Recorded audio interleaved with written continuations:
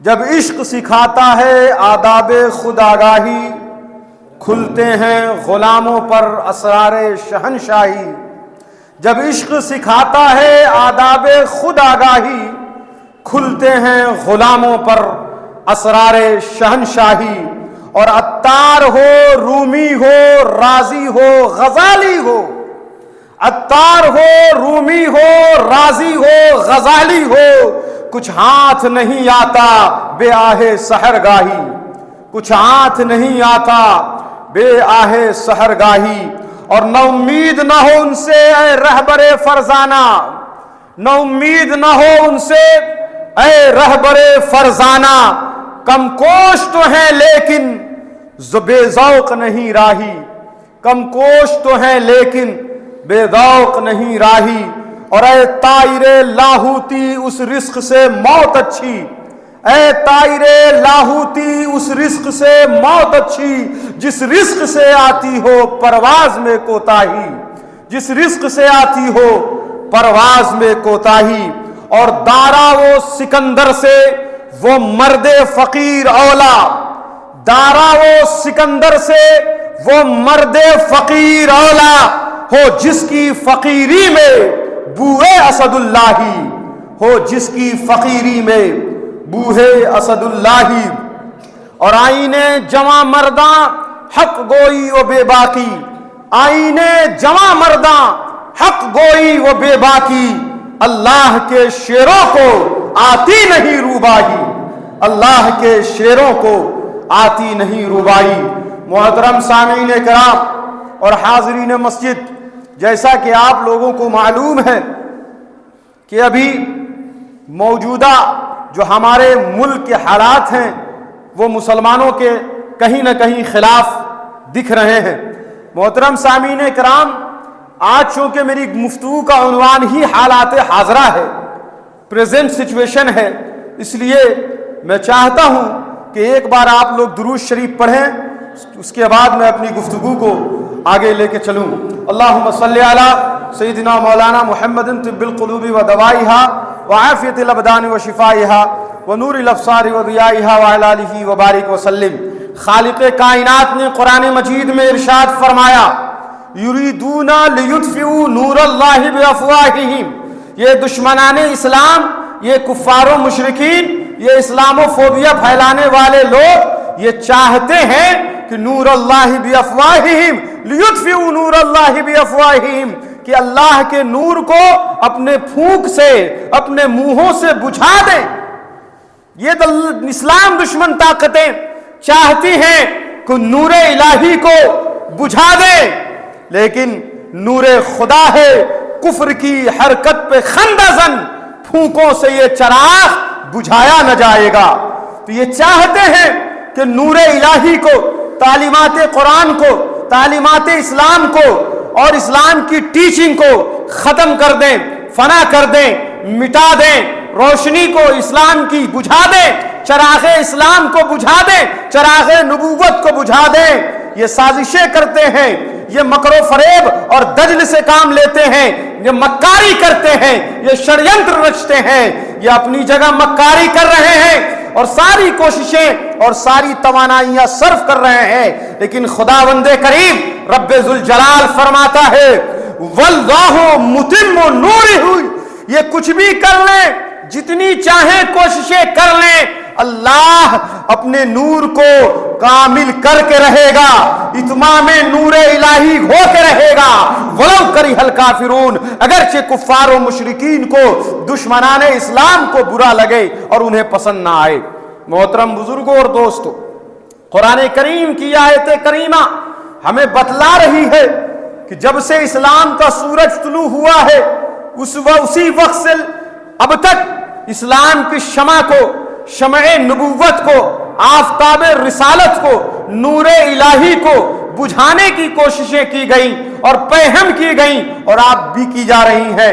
شکلیں الگ ہو گئیں، حکومتیں بدل گئیں، حالات بدل گئے، زمانے بدل گئے، جغرافیہ بدل گیا، کچھ بھی لینگویج بدل گئے، طریقہ کار بدل گیا ہو، لیکن یہ سازشیں جو حضور علیہ الصلوۃ والسلام کے زمانے سے ہو رہی تھی، آج بھی ہو رہی ہیں اور یہ قیامت تک یہ سازشیں ہوتی رہیں گی، اس لیے کہ دنیا میں دو ہی طاقت ہے، ایک رحمان کی طاقت اور ایک شیطان کی طاقت۔ تو یہ جو شیطانی طاقتیں ہیں، جو طاغوتی طاقتیں ہیں، جو اینٹی اسلامک فورسز ہیں، یہ چاہتی ہیں کہ اسلام کے سورج کو غروب کر دیں، شمع اسلام کو بجھا دیں، چراغ نبوت کو بجھا دیں، لیکن یہ لاکھ کوششیں کریں اور اپنی کوششوں کو جاری رکھے، لیکن خداوند کریم نے فرمایا ان کی کوششیں کامیاب نہیں ہوں گی اور اللہ کا نور کامل ہو کر رہے گا، پورا ہو کر رہے گا۔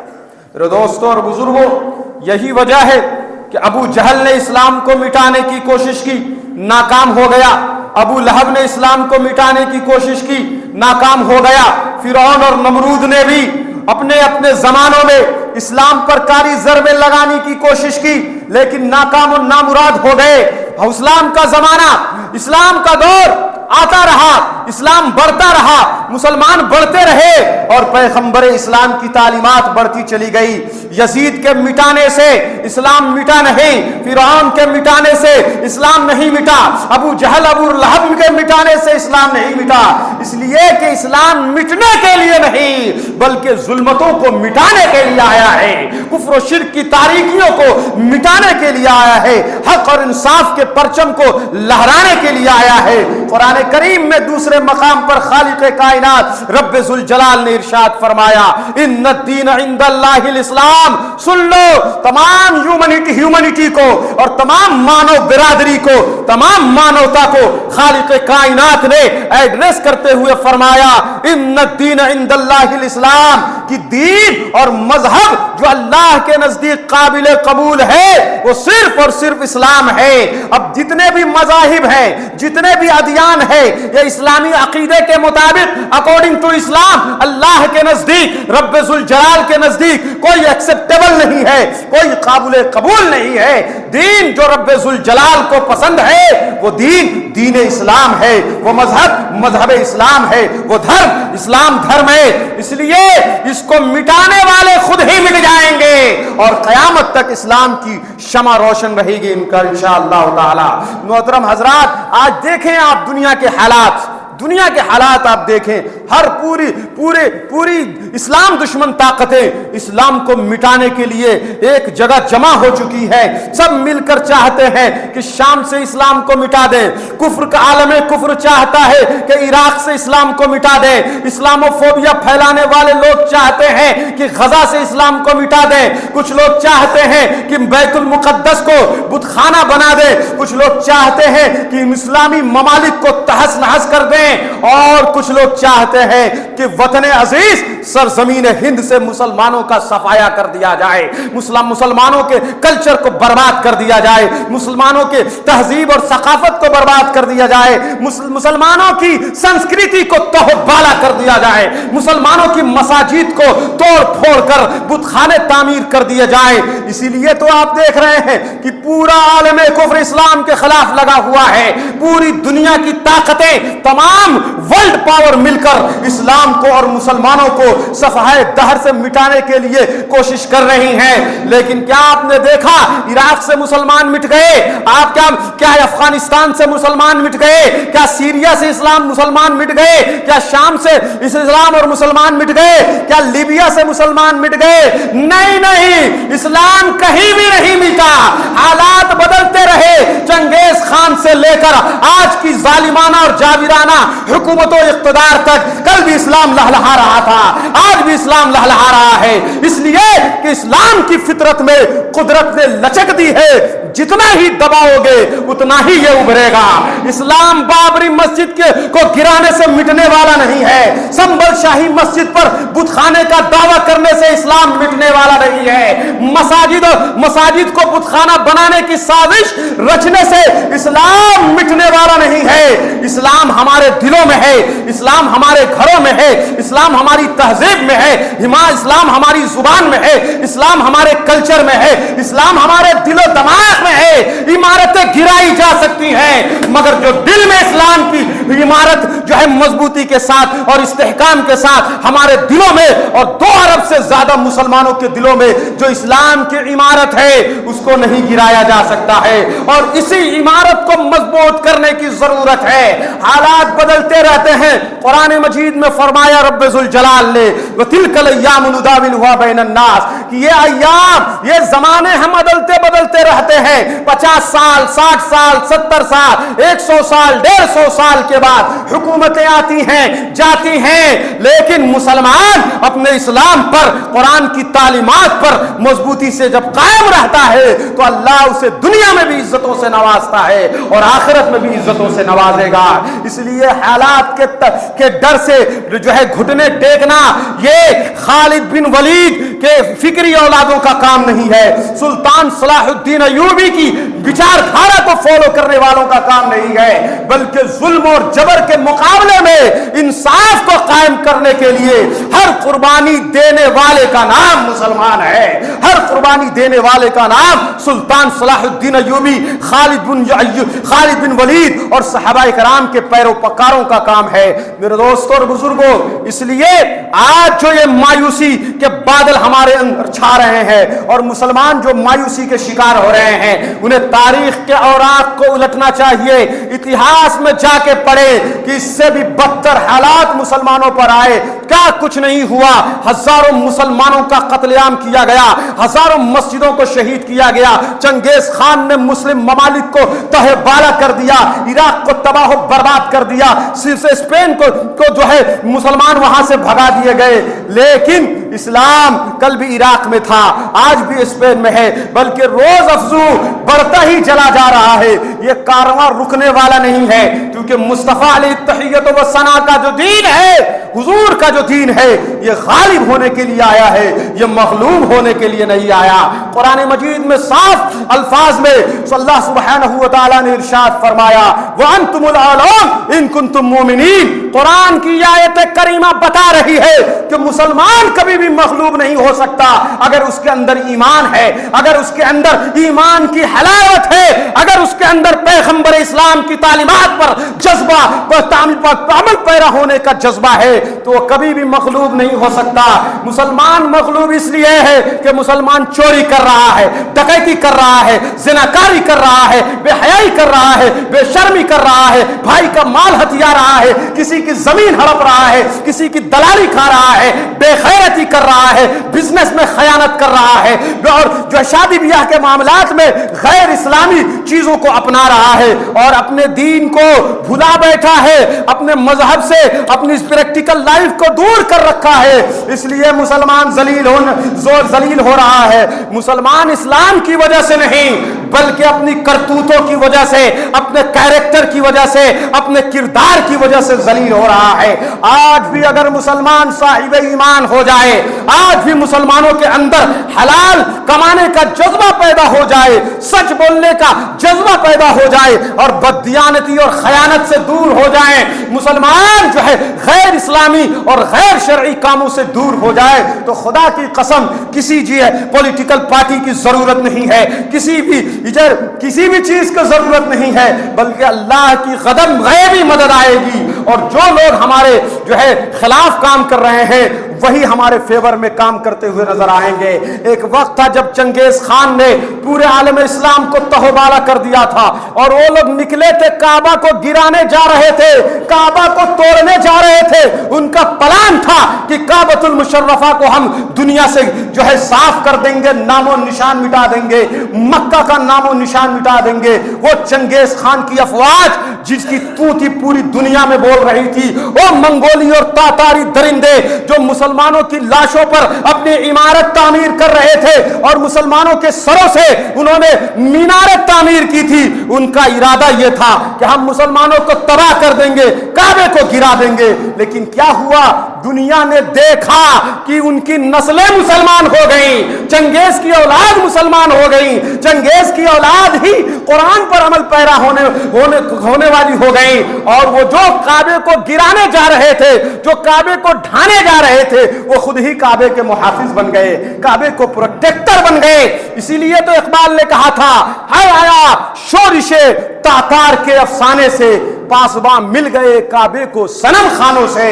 इसलिए अपने कैरेक्टर को दुरुस्त करने की जरूरत है। आज हम सिर्फ रोना रो रहे हैं कि हमारी संभल की शाही जामा मस्जिद खतरे में है, हम आज रोना रो रहे हैं कि बाबरी मस्जिद हमसे छीन ली गई, आज हम रोना रोते हैं कि 25,000 मस्जिदों पर इन जालिमों की नजरें हैं, लेकिन हम प्रैक्टिकल कुछ करने के लिए तैयार नहीं है। तालीमी मैदान में पिछड़े हुए हैं, माशी मैदान में पिछड़े हुए हैं, सियासी मैदान में पिछड़े हुए हैं, समाजी मैदान में पिछड़े हुए हैं, अखलाकी मैदान में पिछड़े हुए हैं। न हमारा निजाम तालीम बेहतर हो रहा है, न हमारे अंदर लिटरेसी रेट बढ़ रहा है, न हायर एजुकेशन में मुसलमान आगे जा रहा है, न माशी एतबार से इंडस्ट्रियलिस्ट पैदा हो रहे हैं, न बड़े बड़े बिजनेस टाइकून पैदा हो रहे हैं, न कोई हिंदुस्तान की उफुक पर बड़ा सियासी लीडर जन्म ले रहा है। तो ये सिर्फ जो है रोना रोने से कभी भी किसी मसले का हल नहीं होता। मेरे दोस्तों और बुजुर्गों, घबराने और डरने की जरूरत नहीं है, हमें तामीरी काम करने की जरूरत है, हमें तामीरी काम करने की जरूरत है। सबसे ज्यादा फोकस लोग करते हैं कि हम तालीम पर देते हैं, लेकिन क्या फोकस है तालीम पर? आप देखें कि मैट्रिक इंटर करते करते हमारा जो है ड्रॉप आउट रेट सबसे ज्यादा है। तालीम के मैदान में मुसलमान बस 7वां 8वां 9वां और जो है मैट्रिक इंटरकुलेशन बस खत्म, इंटरमीडिएट के बाद बल्कि मैट्रिक तक आप देखें सच्चर कमेटी की रिपोर्ट, जाते जाते मुसलमानों जो है हायर एजुकेशन में जितने मुसलमान जाते हैं वो 12% होते, 12% होते। माशी हालत इतनी बुरी है कि सिर्फ लेबर बने हुए हैं, बिजनेस करने का सलीका नहीं है, बिजनेस कर रहे हैं तो धांधली कर रहे हैं, बददियानती कर रहे हैं, खयानत कर रहे हैं, हरामखोरी कर रहे हैं, धोखा दे रहे हैं, जालसाजी कर रहे हैं। तो ये क्या होगा? तो माशी एतबार से भी मजबूत होने की जरूरत है। अपने बच्चों को आला तालीम याफ्ता बनाइए, आला तालीम याफ्ता बनाइए, और जहां दुनिया की तालीम दे रहे हैं वहीं आप दीन की भी तालीम दें, वरना कहीं ऐसा ना हो कि बड़ा बैरिस्टर बनने के बाद वो किसी जालिम को मजलूम बताता फिरे, कहीं ऐसा ना हो कि IAS और IPS बनने के बाद वो करप्शन में मुब्तला हो जाए, कहीं ऐसा ना हो कि अपने पदों का गलत इस्तेमाल करके बड़ा जालिम बन जाए। इसलिए सिर्फ दुनिया की तालीम देना भी काफी नहीं है, आपको बैलेंस और तवाजुन बना के चलना पड़ेगा, दुनिया के साथ साथ दीन की भी तालीम देनी पड़ेगी। आज लोग समझते हैं कि दीन की तालीम का मतलब यह है कि मकतब में भेज दिया और कुरान शरीफ देख के से पढ़ने आ गया, दीनी तालीम याफ्ता हो गया। उससे पूछिए कि तौहीद किसे कहते हैं, पता नहीं, अकीदा तौहीद के बारे में पता नहीं, अकीदा रिसालत के बारे में पता नहीं, इस्लाम के जो निज़ाम है, इबादत का निज़ाम, मुआमलात का निज़ाम, जो अखलाक का निज़ाम, कुछ भी अता पता नहीं, बस देख के कुरान शरीफ रीड कर रहा है, बहुत बड़ा दीन जो है दीन का आलिम बन गया। तो मेरे दोस्तों और बुजुर्गों, ये सिर्फ कुरान को देख के पढ़ना काफी नहीं है, बल्कि उसके अहकाम को, उसके फरामीन को, उसको इरशादात को, रब्बे जुल जलाल के पैगाम को समझना और उसको प्रैक्टिकली जिंदगी में उतारना भी जरूरी है। इसलिए तालीम के क्षेत्र में हमें काम करने की जरूरत है। अपने मुआशरे में सिर्फ अपनी परवाह मत कीजिए, बल्कि अगर कोई बच्चा स्कूल नहीं जा रहा है, मदरसा और मकतब नहीं जा रहा है, तो हमारी और आपकी जिम्मेदारी है कि उससे पूछे, उसके वालिदैन से पूछे कि आखिर क्या बात है, क्या आपका बेटा तालीम से दूर है, शिक्षा से दूर है, एजुकेशन से दूर है, और अगर उसके पास सलाहियत नहीं है तो हम पर लाजिम है कि अगर अल्लाह ने हमें दिया है, सिर्फ मस्जिद और मदरसे में चंदा देना सवाब नहीं है, बल्कि किसी गरीब को पढ़ाना भी, स्कूल भेजना भी सवाब है, किसी गरीब की तीमारदारी करना भी सवाब है। तो मेरे दोस्तों और बुजुर्गों, तालीम के क्षेत्र में मुसलमान आगे बढ़े, हालात बद से बदतर होते जा रहे हैं। कब तक NRC और NPR और CAA के नाम पर, मॉब लिंचिंग के नाम पर रोना धोना शुरू करेंगे? कब तक यूनिफॉर्म सिविल कोड को बता बता कर रोते रहेंगे? कब तक आप वक्फ अमेंडमेंट बिल को लेकर रोते रहेंगे? रोने से क्या होगा?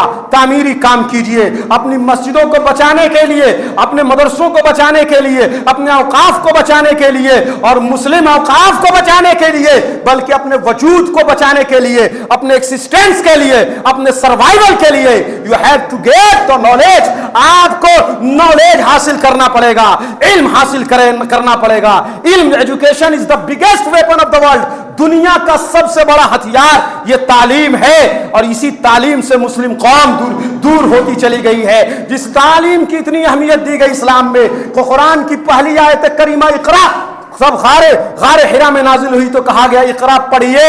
لفظ اقرا سے جس قوم کو کہ جو ہے کتاب کو جو ہے آسمانی کتاب کا آغاز ہوا, وہی قوم تعلیم میں پیچھے ہے. افسوس ہے کہ تعلیم و تعلم میں ہے پیچھے جس قوم کا آغاز ہی اقرا سے ہوا تھا.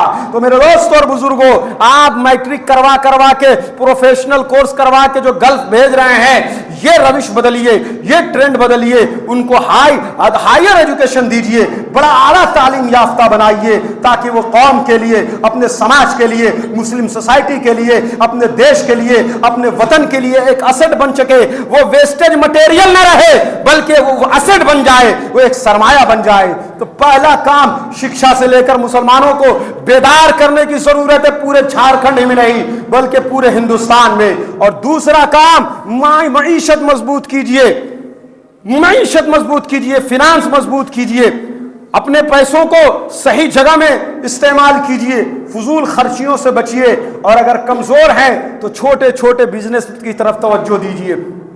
میں نوجوانوں کو ایڈریس کروں گا جو سوچتے ہیں کہ جائیں گے 5,000 ریال ملے گا, 4,000 ریال ملے گا, 6,000 ریال ملے گا, یہاں کیا 10,000 15,000 کمائیں گے, 20,000 کمائیں گے, کیا ہوگا؟ لگزریس لائف نہیں ہوگی, اور جو ہے فلیٹ خرید نہیں پائیں گے, زمین خرید نہیں پائیں گے, کار نہیں خریدیں گے. اس لیے شارٹ کٹ کمانا ہے تو چلو گلف کا. میں تو کہتا ہوں گلف جانے والے بہت قربانیاں دے رہے ہیں, یقیناً وہ جو ہے ہمارے لیے اسٹ ہیں, لیکن جو لوگ مجبور نہیں ہیں, جن کے والدین باہر ہیں یا اچھی جو ہے کنڈیشن, ان کی فینانشیل اچھی کنڈیشن ہے, ان کی کیا ضرورت ہے ان کو میٹرک پاس کر کے ہی گلف جانے کی؟ آپ اچھا انجینئر بنیے, آپ اچھا ڈاکٹر بنیے, آپ اچھا وکیل بنیے.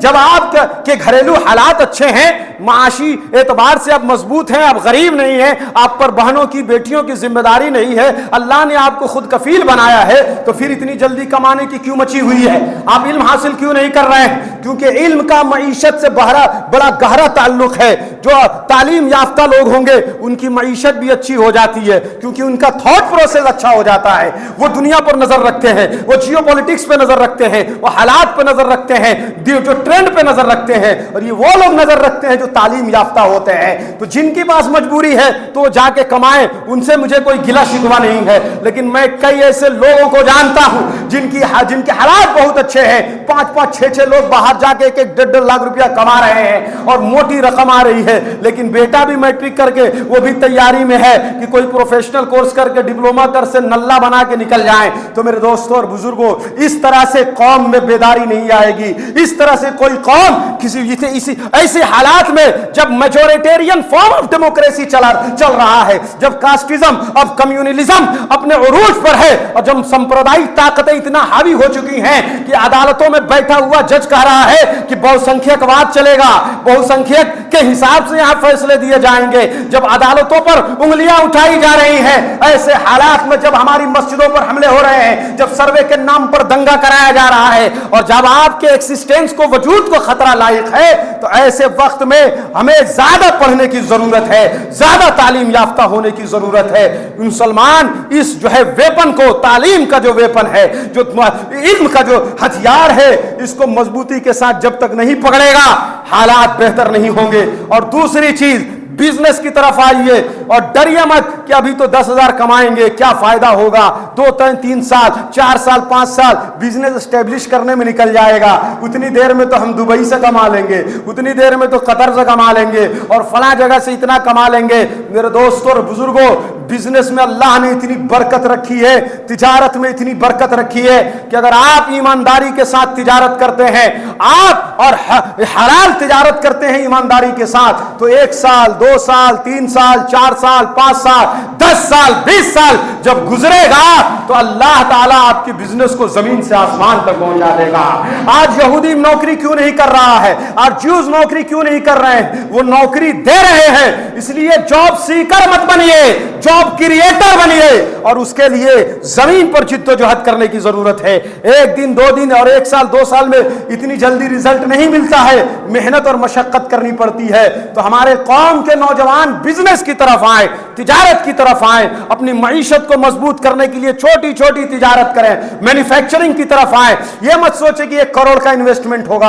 आप 10,000 से शुरू कीजिए, आप 20,000 से शुरू कीजिए।